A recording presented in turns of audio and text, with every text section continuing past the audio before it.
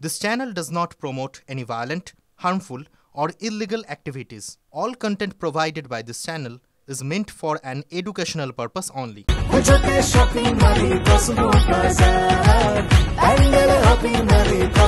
Cosmo বাজার পুজোর shopping two pandal hopping, সঙ্গে রয়েছে দারুণ আকর্ষণীয় উপহার। শাসক দলের ছবি মুর্শিদাবাদে সমবায় নির্বাচনে তৃণমূলকে হারাতে সিপিএম এর সঙ্গে জোট করেছে তৃণমূল। হার তৃণমূলের অফিসিয়াল যে প্যানেল ছিল সেই প্যানেলের।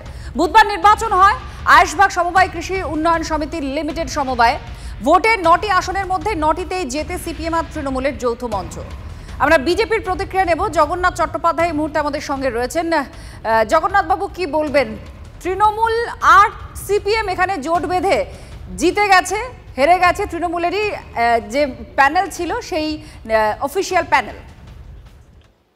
শুধু সমবায় উন্নয়নের ভোট না, সারা পশ্চিমবঙ্গের আবহে এটি বাস্তবতা।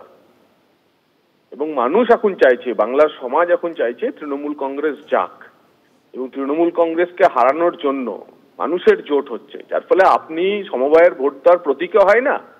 ওখানে আপনি যেখানে বলছেন অফিসিয়াল প্যানেল নয়, আনঅফিসিয়াল তৃণমূল, অফিসিয়াল সিপিএম, এসব কিছু না।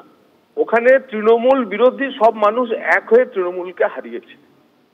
এবং 26-এর নির্বাচনে বাংলাতে এই ঘটনাই ঘটতে চলেছে। সবাই মিলে তৃণমূলকে হারাবে। ধন্যবাদ জগন্নাথ বাবু। আমাদের যদি কিছু ক্ষোভ বিক্ষোভ থাকে আমাদের নেতৃত্বকে নিয়ে, সেটা আমরা প্রকাশ্যে এখানে বলতে চাইছি না। যা বলবো আমরা রাজ্য নেতৃত্বের মাধ্যমে, আমরা আমাদের ঘরোয়া বৈঠকে আলোচনা করে সেগুলো জানাবো। সমবায় সমিতির ভোট, আর এটা খুব একটা পরিসর হিসেবে ছোট হলেও রাজনৈতিক একটা তাৎপর্য রয়েছে। কারণ যেভাবে কোন দলটা সামনে এসেছে, যে অফিসিয়াল প্যানেল তৃণমূল কংগ্রেসের, সেই অফিসিয়াল প্যানেলই জিততে পারেনি সিপিএম আর তৃণমূলের মধ্যে জোটে। 9টি আসন, সেই 9টিতেই জেতে সিপিএম আর তৃণমূলের যৌথ মঞ্চ। ক্ষতিগ্রস্ত আমানতকারী ঐক্যমঞ্চ নাম নিয়ে ভোটে লড়ে সিপিএম আর তৃণমূল তারা এই মঞ্চটা জিতে গিয়েছে। আর এটা নিয়েই এখন কাটাছেঁড়া চলছে। যদিও বলা হচ্ছে যে পরিসর খুব ছোট, কিন্তু গোষ্ঠী কোন দল এই ছোট পরিসরের মধ্যেও প্রকাশ্যে আসছে। অ্যাডজাস্টমেন্ট কেন হয় না আমি জানি না। তারাও যদি তৃণমূলের হয় তাহলে উপদল হিসাবে কাজ করেছে নিশ্চয়ই। তাহলে সেটা তো আমার জানারই, আমি জানবো, যেটা আমি জানাবো বিক্ষুব্ধ কেন হলো। আর বিক্ষুব্ধ তো প্রথম থেকে তৈরি হয়ে আছে বলে তো এই গন্ডগোলগুলা হয়ে যায়। সেটা আমি আগেই বলেছিলাম। হ্যাঁ, গোষ্ঠীদ্বন্দ্ব তো একটা ব্যাপকভাবে হয়ে আছে। এটা আগেও বলেছি, এখনো বলছি। যারা বিক্ষুব্ধ তারাও বলে যে আমরাও সেই নেতৃত্ব মেনেই চলি। মাঝখান থেকে এসব কেন হচ্ছে, এটা দুর্ভাগ্যজনক। এটা ঠিক। আর মুর্শিদাবাদে ফের তৃণমূলের গোষ্ঠী কোন্দল আরও একটা জায়গায়। এবার ফরাক্কা তৃণমূল বিধায়ককে হুমকি জেলা পরিষদের সদস্যের, টিকিট পাবেন না। তৃণমূল বিধায়ক মনিরুল ইসলাম মালঞ্চ এলাকায় দলবাজি করলে ঠান্ডা করে দেওয়ার হুঁশিয়ারি দিয়েছেন তৃণমূল নেতা আনারুল হক বিপ্লব। জনপ্রতিনিধি আপনি আপনাকে প্রশ্ন করতে চাই, গাজীনগর মালঞ্চায় আপনি আপনার ফান্ড থেকে কি করেছেন আপনাকে বলতে হবে। পারবেন বলতে? ক্ষমতা আছে? গাজীনগর মালঞ্চায় এই রাস্তাটা 10 লাখ টাকা করেছি, 20 লাখ টাকা করেছি, আমার ক্ষমতা আছে। ভোটটা অবসর দিয়েছেন, ভোট দিয়েছেন তো কি করলো? Challenge accept.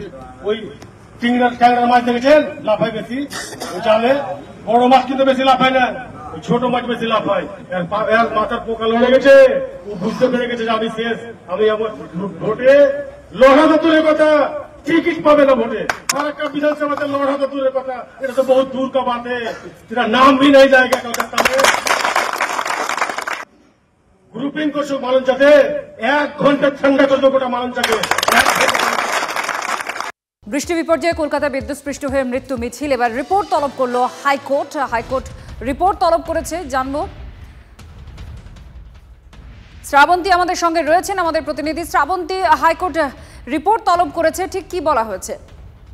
দেখো, দুটি সংগঠন তারা ইমেল মারফত, যেদিনকে এই তুমুল বৃষ্টি সেদিনকেই ভারপ্রাপ্ত প্রধান বিচারপতির কাছে ইমেল মারফত বলেন যে এই মামলাটি যাতে স্বতঃপ্রণোদিতভাবে আদালত গ্রহণ করে এবং ক্ষতিপূরণের দাবিও করেন। বারবার কেন এই ধরনের মৃত্যু? প্রত্যেকটি বৃষ্টি বিপর্যয়ে কলকাতা শহরে এই ধরনের বিদ্যুৎ পৃষ্ঠ হয়ে প্রচুর মানুষ মারা যাচ্ছে।